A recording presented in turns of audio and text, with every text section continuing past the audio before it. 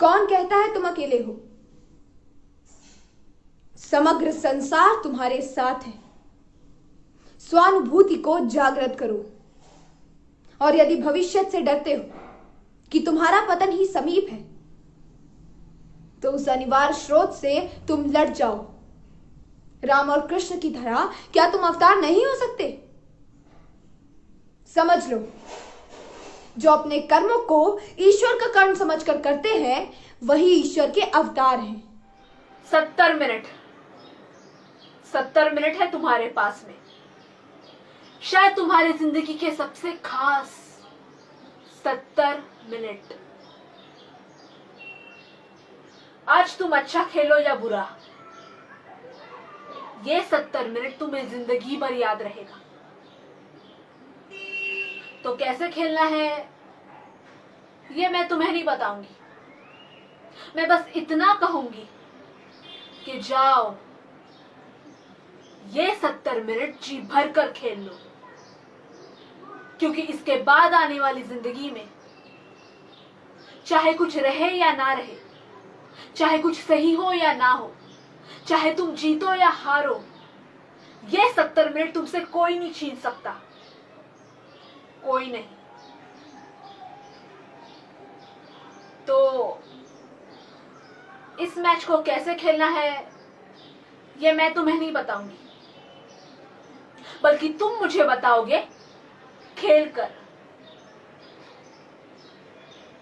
क्योंकि अगर ये 70 मिनट इस टीम का हर एक प्लेयर अपनी जिंदगी की सबसे बड़ी हॉकी खेल गया, तो ये 70 मिनट खुदा भी तुमसे वापस नहीं मांग सकता। तो जाओ, जाओ अपने आप से, इस जिंदगी से, उस खुदा से, और आज उस इंसान से जिसने कभी तुम पे भरोसा नहीं किया। मुड़कर अपनी प्रेमी की तरफ देखो, वो टूट चुका है तुम्हें खो जाने के डर से।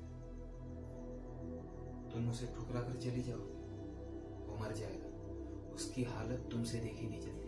देखो, देखो। शिट। तुम्हारी आंखें भरी हुई होनी चाहिए, आंखों में आंसू चाहिए। कितनी बार समझाया तुम्हें कि तुम पूर्वा नहीं हो?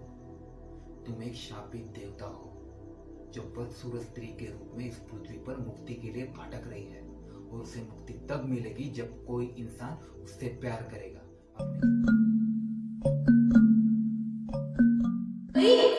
बग्गा कैसे बोल के गई, जैसे मेरी नानी हो। आजकल के बच्चे एक्स्ट्रा स्मार्ट। हम लोग तो कितने सिंपल थे। मुझे आज भी याद है, जब मैं 7वीं से 8वीं कक्षा में हुई तो मेरी तो लाइफ ही बदल गई। मेरे बाबा हमेशा कहते, वर्षा तुला माहिती नहीं, औरत जात को दुनिया में कदम फूक फूक कर रखना पड़ता है। मैं वर्षा पोटे, मेरे बाबा रामदास पोटे। हम लोगों की कपड़ों की एक छोटी सी दुकान है यहीं माटुंगा मुंबई में। मेरी आई पार्वती वो नाट्य संगीत की बहुत अच्छी सिंगर है। मेरी शोभा काकू यानी मेरे बड़े काका की वाइफ हम लोगों के साथ ही रहती थी। उनके बारे में अब भी सोचती हूँ तो मेरा खून खौल उठता है।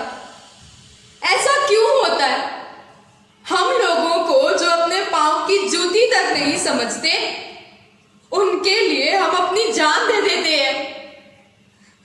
क्यों हमें बचपन से कूट कूट कर यह सिखाया जाता है कि पति कैसा भी हो एडजस्ट करो, क्योंकि पति को सुखी रखने में ही हमारी सबसे बड़ी कामयाबी है।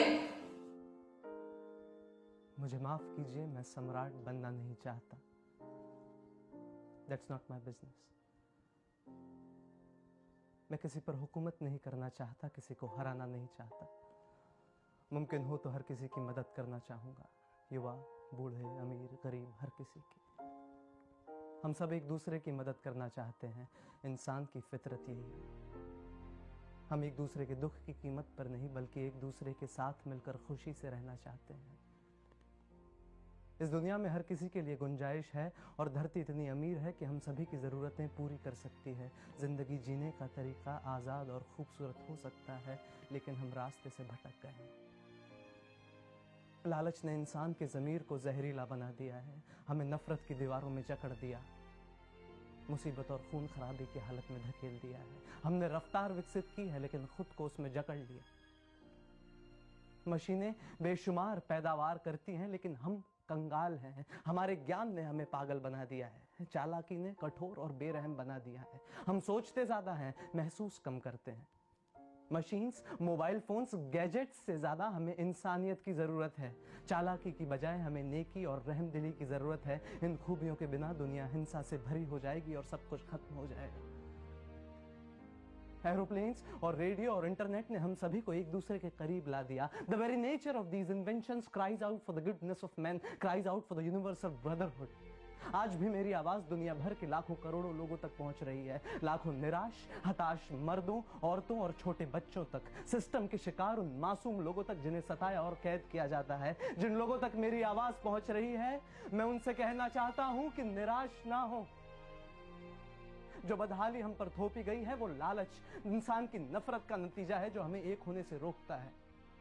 लेकिन एक दिन लोगों के मन से नफरत खत्म होगी ही, तानाशाहों की मौत होगी ही, और जो सत्ता उन लोगों ने जनता से छीनी है उसे वापस जनता को लौटा दिया जाएगा। और आज भले ही लोग मारे जा रहे हो लेकिन उनकी आजादी कभी नहीं मरेगी।